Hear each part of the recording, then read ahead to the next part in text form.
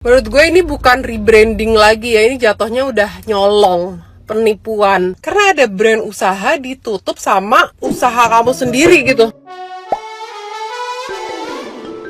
Hola netizen yang tercinta. Seorang beauty vlogger bernama Haryanti yang terkenal dengan nama akun Jiglisius membagikan pengalaman kurang menyenangkan saat membeli tas laptop. Lewat akun TikToknya, ia membeli tas laptop merek Hamlin dengan harga 300 ribuan. Ia sebenarnya cukup puas dengan kualitas tas laptop itu. Namun setelah sering ia pakai dan dibawa kemana-mana, merek yang tertempel pada tas itu copot. Saat dicopot, muncul merek lain bernama Rodi di bawahnya. Karena penasaran, Haryanti pun mencari merek tersebut di e-commerce. Betapa terkejutnya dia karena tas laptop yang dia beli sama persis ternyata sangat jauh lebih murah. Dia berpikir mungkin itu cara rebranding atau keduanya berasal dari perusahaan yang sama. Namun merek yang dibelinya menyasar pasar yang berbeda. Sontak saja unggahan tersebut mendapat berbagai komentar netizen yang berbakti. Tidak sedikit yang ikut kaget dan kesal, bahkan banyak yang langsung menandai merek Hamlin. Terbaru, Haryanti rupanya sudah membeli tas laptop dari merek Rodi yang harganya 21.000 dan sama persis dengan miliknya.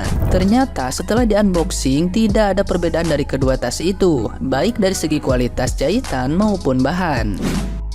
Tiba-tiba ini ya copot nih, copot kan. Ini aku mau cerita ya, tapi aku nggak tahu sih kayak bego atau enggak gitu. Tapi beberapa waktu lalu aku tuh beli tas laptop harganya kayak 300 ribuan.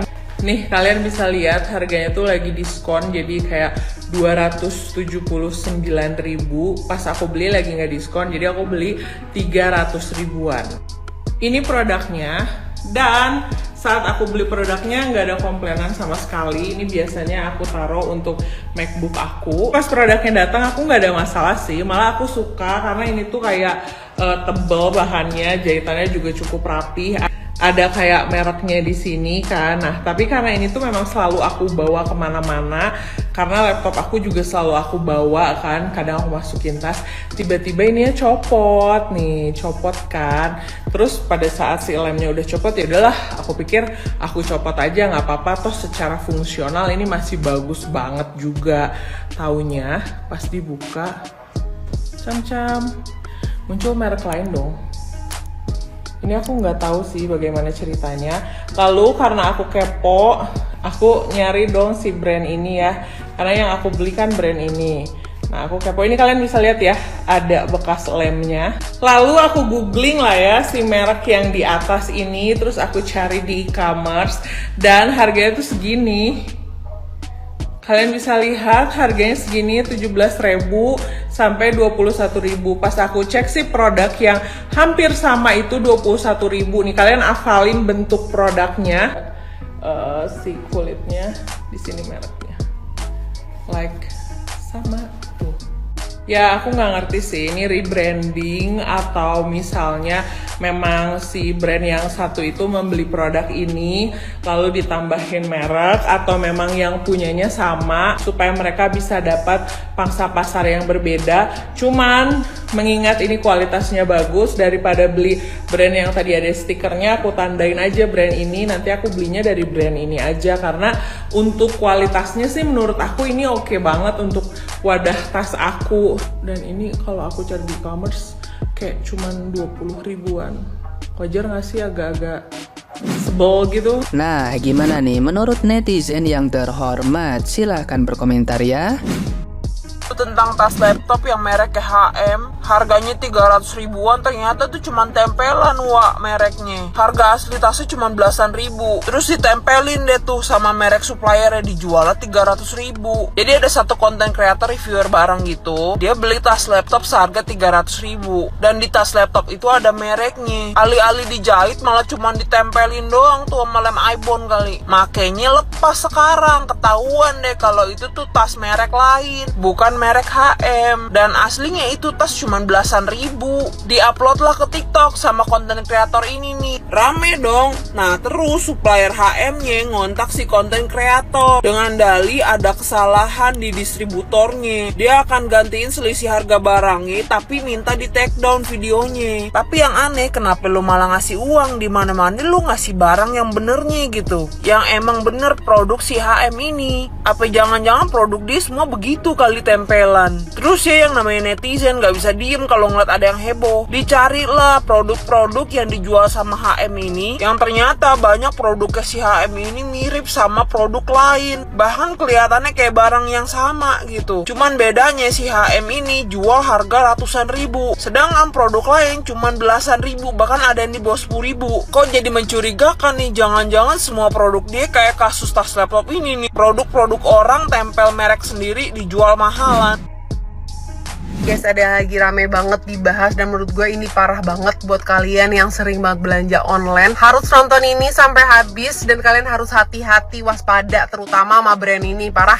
Jadi ceritanya si kakaknya tadi itu beli tas laptop merek Hamlin seharga 300.000. Udah dipakai selama 6 bulan ya kan, gak ada kecurigaan karena barangnya bagus-bagus aja gitu kan. Terus tiba-tiba label di pojok bawah tas laptopnya itu copot, nyoplok, karena dia bentuk tempelan gitu loh. Nyoplok, pas dibuka ternyata ada brand lain di dalamnya, ada tulisan brand lain. Brand itu namanya Rode. Nah karena banyak penasaran, akhirnya dia googling dan pas dilihat ternyata ada di e-commerce lain. Nih kalian bisa lihat si mbaknya beli di toko Z itu 300 ribuan. Ternyata pas dibuka ada brand namanya Rode dan dijual di toko oren cuman 17.000 sampai 21.000 doang. Oh my god. Dan ternyata gak cuman itu, banyak barang-barang murah di toko oren dijual sama Hamlin dengan harga yang tinggi langit. Udah bukan 2 kali lipat lagi, 15 kali lipat sampai 20 kali lipat. Ini contohnya di Hamlin ini harganya 318.000, tapi di toko lain dengan produk yang sama gitu kan 15.000 doang. Karena udah viral akhirnya banyak yang nemu fakta-fakta lainnya ya kan, kayak si dompet ini dijual 671.000,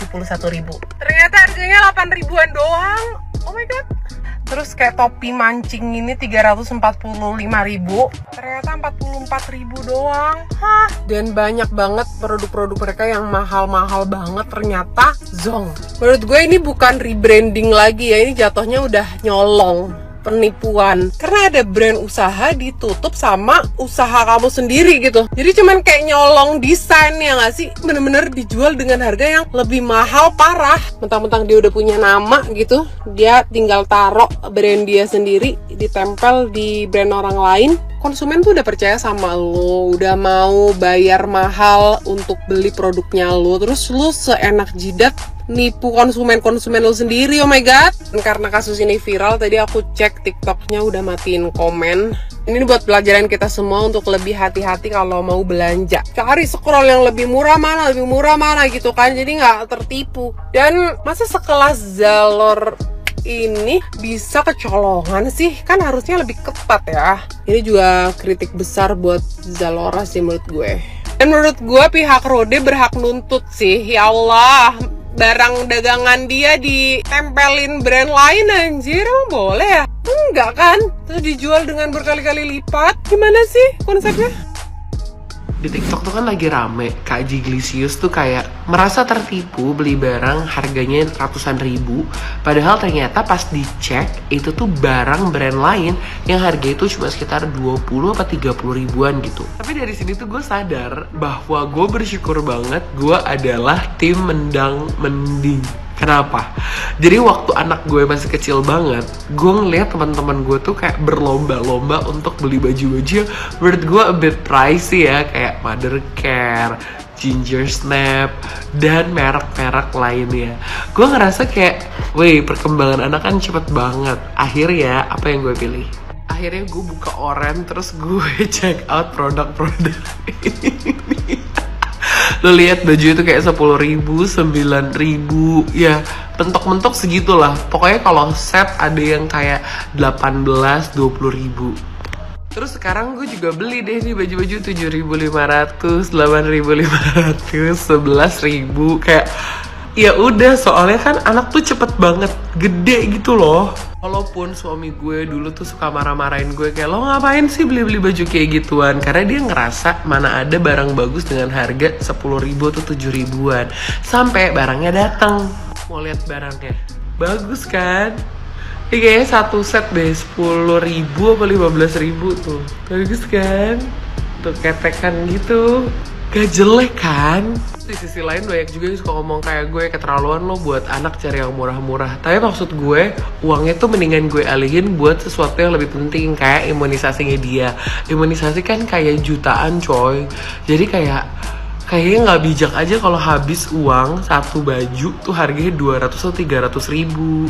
Terus buat mainan juga, gue lebih milih beli mainan yang gede-gede. Kalaupun beli mainan yang kecil, gue akan memilih kayak bahannya kayu gitu.